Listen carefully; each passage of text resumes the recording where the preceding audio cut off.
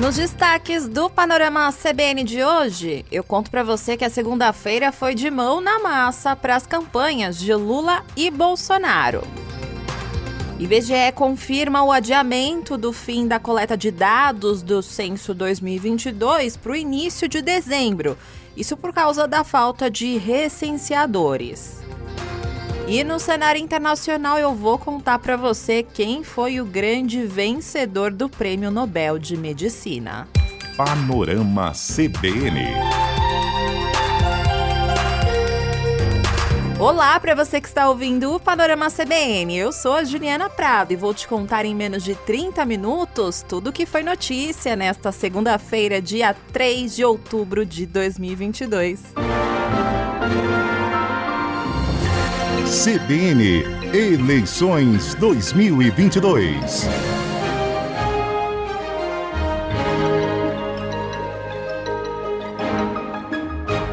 A segunda-feira começou já com foco total no segundo turno. Geralmente, segunda-feira, pós-eleição, é um dia de ressaca política, mas hoje as campanhas de Lula e Bolsonaro não perderam tempo. Não teve nada de descanso, teve mesmo ação. E eles foram conversar com vários partidos e também candidatos para conseguir votos nesse segundo turno. Isso porque Simone Tebet, Ciro Gomes, Soraya Tronic, entre outros, conseguiram juntos 7 milhões de votos. E o PT de Lula, por exemplo, não demorou muito e já procurou outros partidos. Lula é mais próximo de Luciano Bivar, que é presidente do União Brasil, mas isso não significa que o partido vai apoiar o petista. Isso acontece porque alguns governadores e deputados querem declarar voto em Bolsonaro.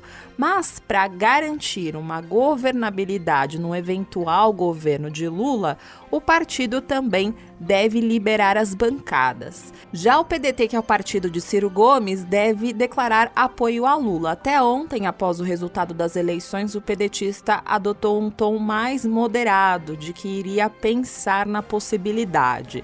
E, historicamente, o partido costuma se aliar a Lula. Então, veremos as definições dos partidos ao longo dessa semana.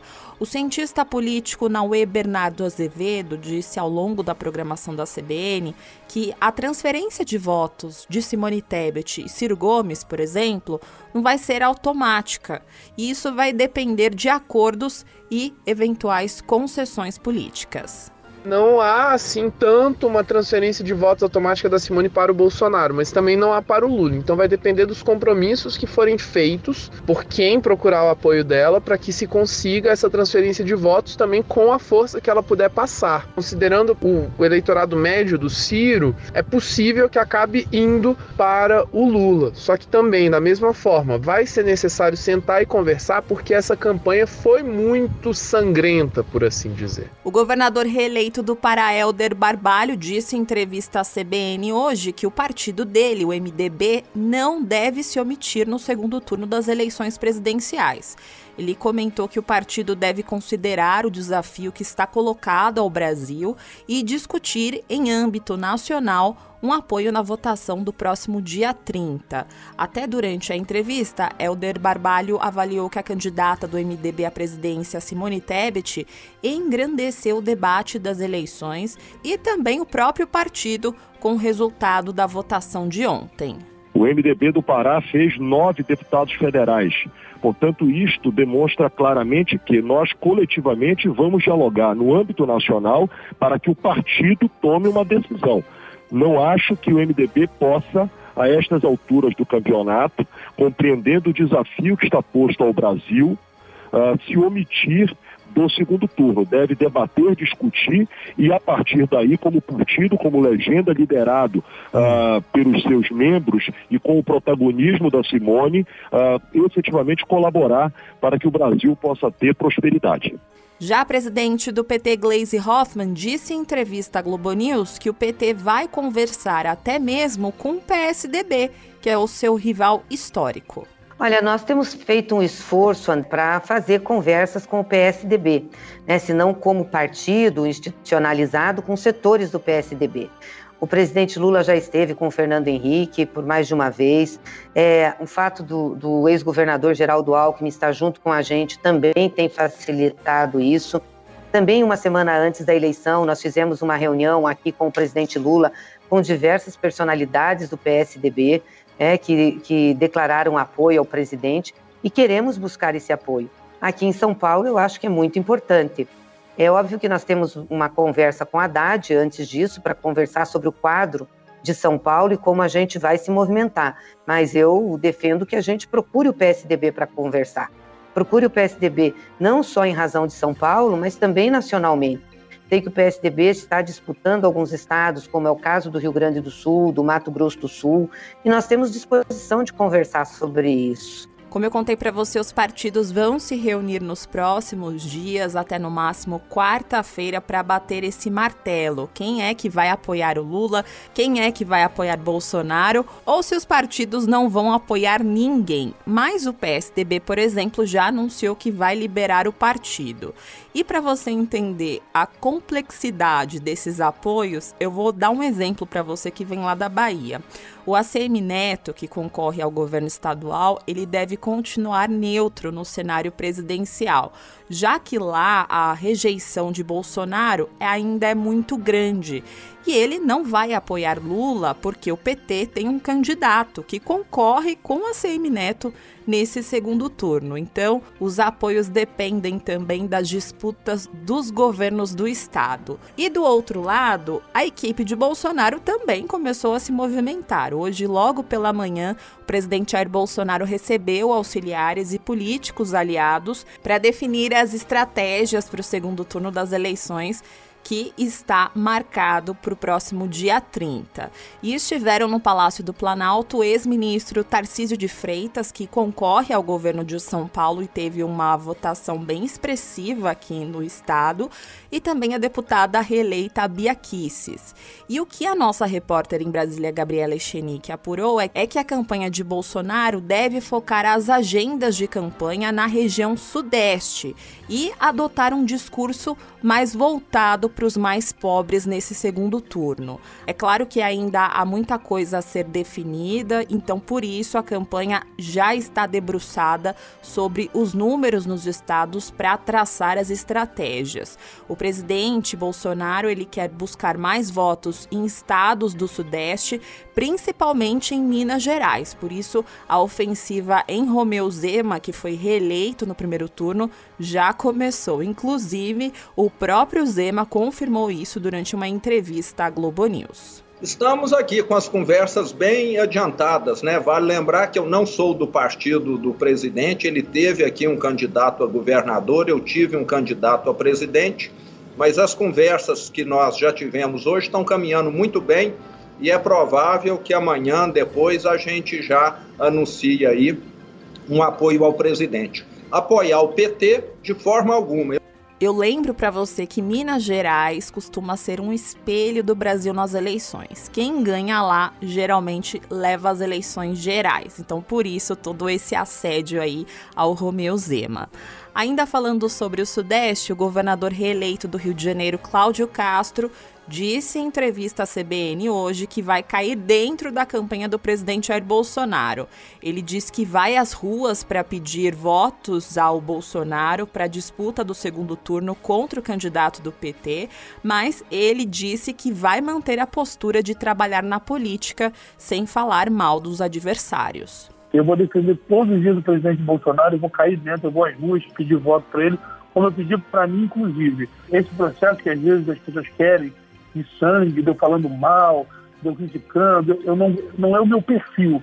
O meu perfil é de um político que fala bem do seu.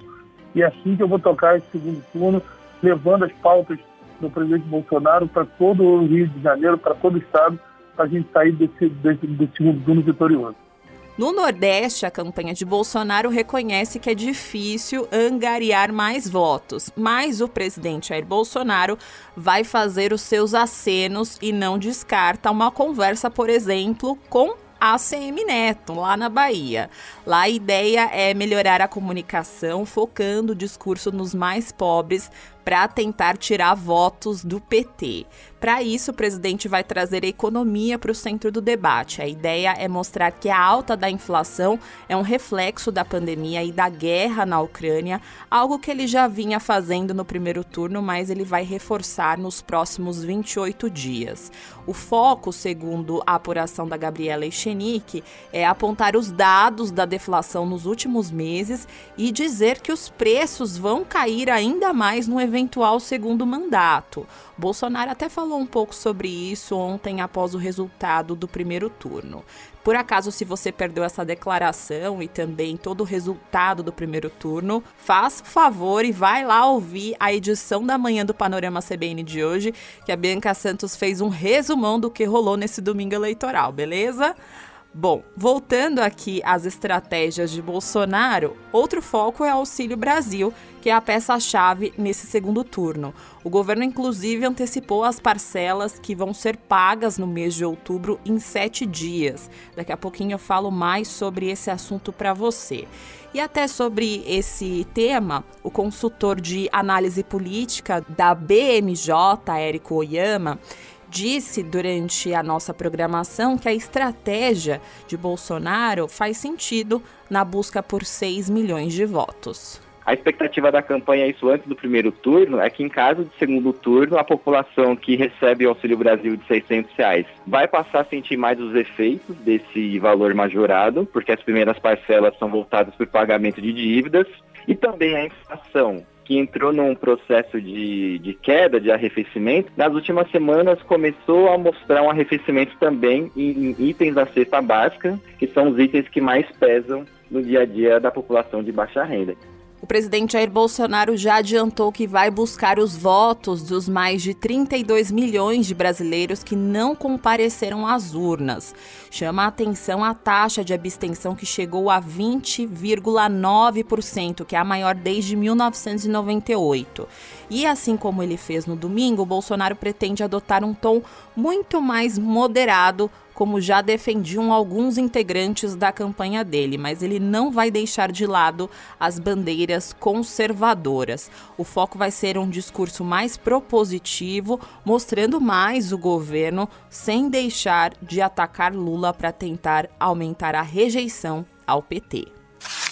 E você acredita que a apuração dos votos ainda não acabou? Pois é, teve um atraso da contagem dos votos em papel de uma urna na sessão eleitoral do Amazonas, que impede aí a conclusão da apuração das eleições de 2022 no Brasil. E sem essa conclusão da contagem, ainda não é possível saber qual é a bancada final da Câmara dos Deputados, porque não é possível definir quais são os 8 deputados federais eleitos pelo estado do Amazonas. Segundo a Justiça Eleitoral do Amazonas, a urna que está sendo apurada é de uma seção de Coari, que fica a 450 quilômetros de Manaus, que apresentou problemas e aí teve que ser substituída por voto em papel.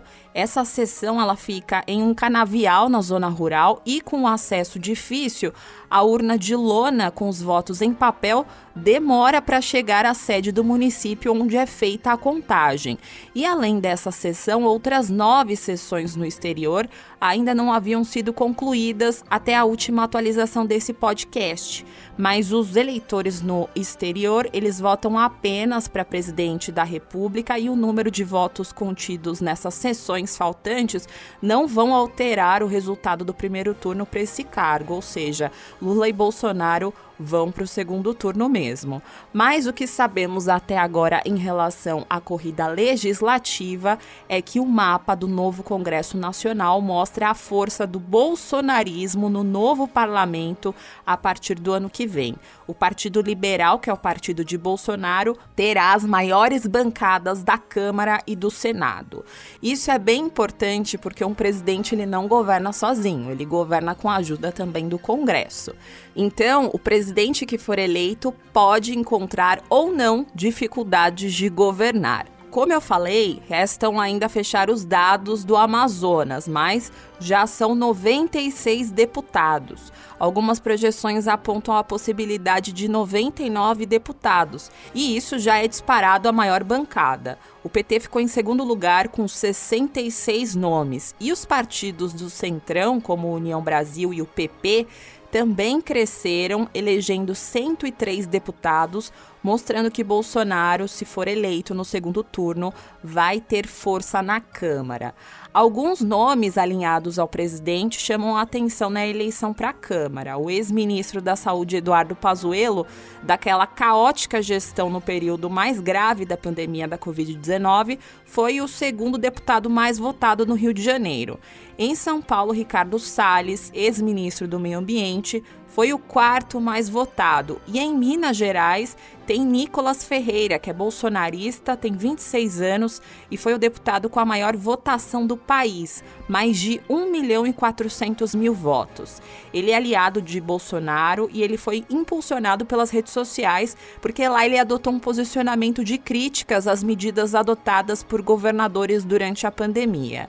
E com esses dados em mãos, a gente foi conversar com o cientista político Rodrigo Prando. Ele disse que essas informações mostram a força do bolsonarismo e um impacto quase nulo da pandemia na escolha dos eleitores. Além do Centrão, ele vai ter o PL muito forte, então você vai ter uma bancada impressionantemente forte, com um perfil mais conservador, e se o Lula for eleito, terá uma dificuldade enorme de constituir a governabilidade e uma oposição mais ferrenha. Então, assim, até o momento, de fato, é uma força que o bolsonarismo mostra em 2022, mesmo pós-pandemia. Então, resultados da pandemia não fizeram nenhuma diferença para o eleitor que referendou praticamente Bolsonaro e todos os candidatos bolsonaristas.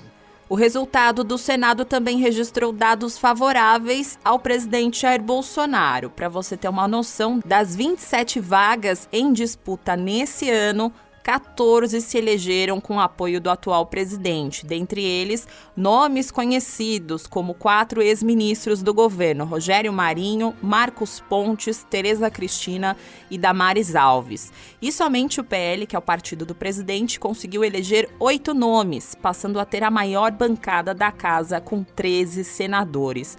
Em segundo lugar fica a União Brasil, com 12 nomes, após ter garantido a eleição de mais de 5 senadores. Já o MDB, que historicamente sempre teve a maior bancada da casa, dessa vez ocupa a terceira posição, com 10 senadores. E aí você deve estar se perguntando, tá, na prática, o que isso significa, Ju?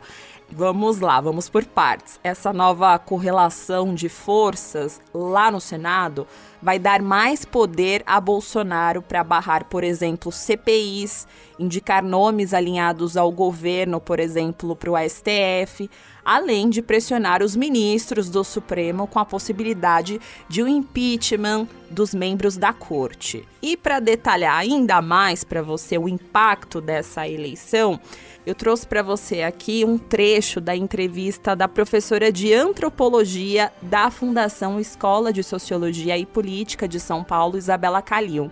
Ela falou sobre esse assunto durante a programação da CBN. Agora, tem uma relativa novidade que está relacionada ao Senado. Não é que a gente não tinha senadores bolsonaristas, inclusive tem familiares. A questão é que o Senado, ele até agora representou uma espécie de barreira, digamos assim, para o projeto, por exemplo, bolsonarista. Tanto relacionado a armas, por exemplo, quanto relacionados a outras legislações ou outras posições. E um exemplo também importante foi o caso da CPI da pandemia, né? Ainda que, de novo, a gente viu na CPI da pandemia, não é um Senado que está, digamos, uníssono, né? A gente tem um jogo de forças, mas o Senado, de uma certa forma, representava isso, assim como a Suprema Corte, enfim, a partir da perspectiva do Judiciário, também, de uma certa forma, representa uma espécie de contenção, uma barreira de contenção ao projeto bolsonarista. Agora, o que acontece é que nós temos deputados agora que foram ex-ministros de Bolsonaro. Então, o que acontece? Eu acho que tem um fenômeno aí que ele é: o Senado, ele talvez vá deixar de representar nessa nova configuração essa barreira, e essa barreira ela não está só relacionada com a figura do Bolsonaro em si. Então, a questão não é só se Bolsonaro vai ganhar ou não a eleição. É pensar uma série de projetos que são projetos que, de uma maneira resumida, eles colocam fim num pacto que foi o pacto organizado em torno da Constituição de 88. Então, a gente tem uma série de mudanças e a própria Constituição está em risco hoje, né? Em termos de pensar a questão de direitos, em termos de pensar em questões que foram pactos, digamos, da redemocratização. Outro ponto que eu quero destacar para você é em relação às previsões dos institutos de pesquisa. Esse assunto foi bastante discutido hoje, inclusive o presidente da Câmara, Arthur Lira, disse durante uma entrevista à Globo News que deve criar um projeto para responsabilizar os institutos que erram resultados das pesquisas eleitorais. Sobre esse assunto, a professora Isabela Calil disse também durante a programação da CBN que condenar os institutos de pesquisa é grave, já que as pesquisas, elas mostram um retrato do momento e podem errar, é claro, até porque os eleitores decidem na hora em quem eles vão votar. A gente precisa tomar bastante cuidado com a questão das pesquisas, porque elas estão em disputa, não só o resultado da pesquisa em si, mas a pesquisa, a própria realização das pesquisas. É um absurdo a gente ter um parlamentar falando em criminalizar judicialmente pesquisas se elas derem um resultado errado. Por quê? Pesquisas, elas são sempre um retrato do passado e tendo como base o que as pessoas respondem. A gente pode ter, sim, questões relacionadas à amostra, tem pesquisas que estão mais ou menos atualizadas, porque estão usando o censo de 10 anos atrás, tem pesquisas que estão mais atualizadas com a PNAD. A gente tem questões estatísticas, metodológicas para serem discutidas, como é que as pesquisas são realizadas do ponto de vista presencial, telefone, etc. Mas existe uma coisa que é a seguinte: a gente tem um histórico de pesquisas, sejam elas qualitativas ou quantitativas, em que as pessoas, a gente mede uma temperatura, digamos assim, de um fenômeno que é muito dinâmico. E aí a gente tem muita coisa para falar, mas você está só 3 variáveis que são importantes nesse caso. Primeiro, a gente cada vez mais rápido tem informação e conteúdos se tornando virais, que pode mudar a percepção do eleitor e o voto ao longo da eleição. O eleitor pode pensar uma coisa de manhã e depois ir votar à tarde diferente porque recebeu uma coisa no celular, por exemplo, um conteúdo viral que pode ser falso ou não. Então isso é uma coisa. Outra, bolsonaristas, eles são instruídos não só a não responder pesquisa, mas a atacar pesquisadores, como eu falei. Então, acho que é também uma questão da gente pensar que tipo de viés isso vai sendo produzido. E terceiro, existe também um fenômeno que nas nossas pesquisas qualitativas isso apareceu. Eleitores jovens bolsonaristas que relatavam terem vergonha de enunciar seu voto, seu apoio ao Bolsonaro publicamente, porque sofriam retaliação no trabalho, porque poderiam perder clientes, porque, enfim, amigos pressionavam. Então, a gente tem uma série de questões que estão relacionadas ao fato de que a intenção de voto é o que as pessoas respondem e a intenção. O voto em si é outra coisa. Então, tem uma série de variáveis para serem discutidas. Acho bem problemático a gente embarcar numa onda de as pesquisas estão erradas, porque isso pode dar margem, inclusive, para esse processo que é bem preocupante de criminalização de pesquisas. Agora eu vou fazer uma pausa no noticiário para contar para você um recado do patrocinador deste podcast.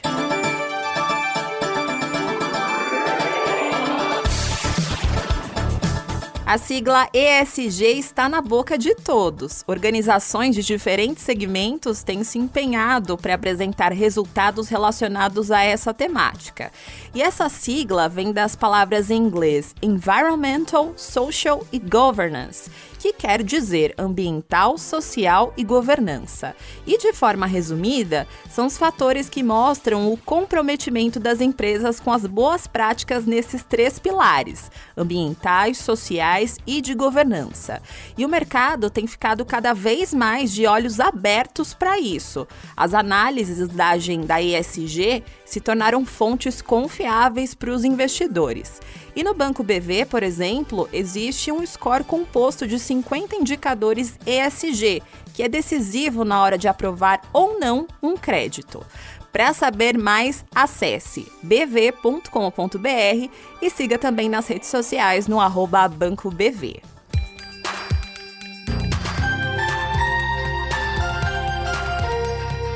Voltando ao noticiário, o IBGE confirmou hoje o adiamento do fim da coleta de dados do Censo Demográfico de 2022 para o início de dezembro. Isso por causa da falta de recenseadores. Inicialmente, para você entender, a previsão era encerrar o processo em outubro. Só que até o momento, o Censo 2022 entrevistou 104.445.750 pessoas. Esse número corresponde a 49% da população estimada do país.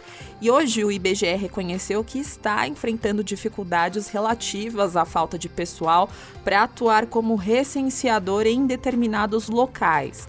E quem explicou isso foi o diretor de pesquisas do Instituto, o Simar Azeredo. O que explica esse atraso, né? O ponto principal foi a dificuldade de contratarmos recenseadores, mercado de trabalho aquecido em algumas localidades, em alguns estados, o que gera, na verdade, uma correlação muito forte. Onde o mercado de trabalho está mais aquecido, nós temos mais dificuldade de estar contratando e recrutando recenseadores. O Instituto informou que conta com 95.400 recenseadores em ação no país, o equivalente a apenas 52,2% do total de postos disponíveis.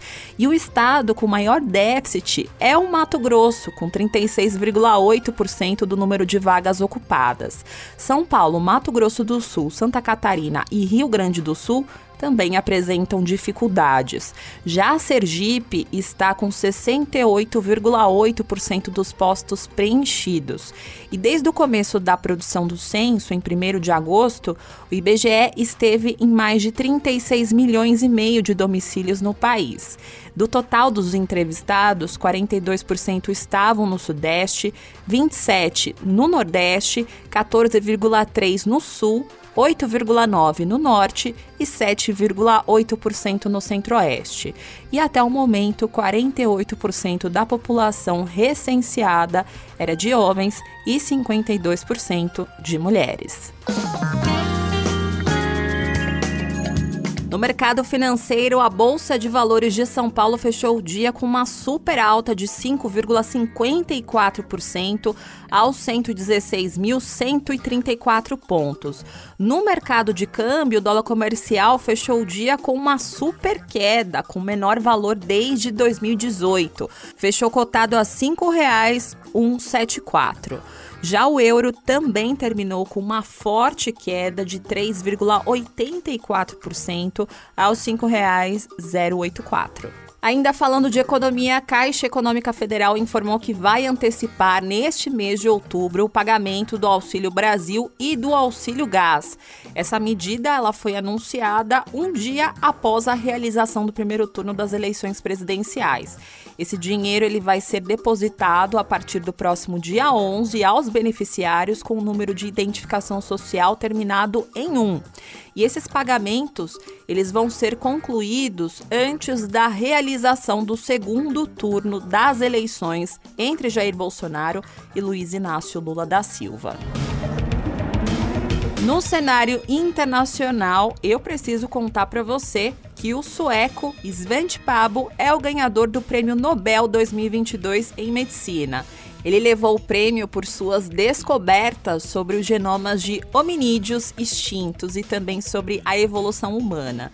E o trabalho que o levou a ganhar esse prêmio explica as diferenças genéticas que diferencia todos nós seres humanos vivos desses ancestrais que já estão extintos.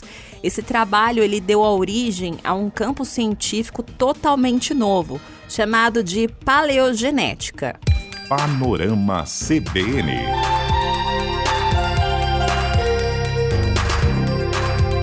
Agora eu vou indo nessa, muito obrigada pela companhia de hoje. O roteiro dessa edição foi escrito por mim, a montagem e a sonorização são do Daniel Mesquita, o Dom. E você pode me encontrar lá nas redes sociais, no @Juliana_Deprado no Twitter, tem também o Insta, que é o @JulianaDeprado, e o e-mail juliana.prado@cbn.com.br. E não se esqueça que amanhã tem a edição da manhã do Panorama CBN, a partir das 7 horas da manhã, com a Bianca Santos. Combinado? Beijos pra você e até mais!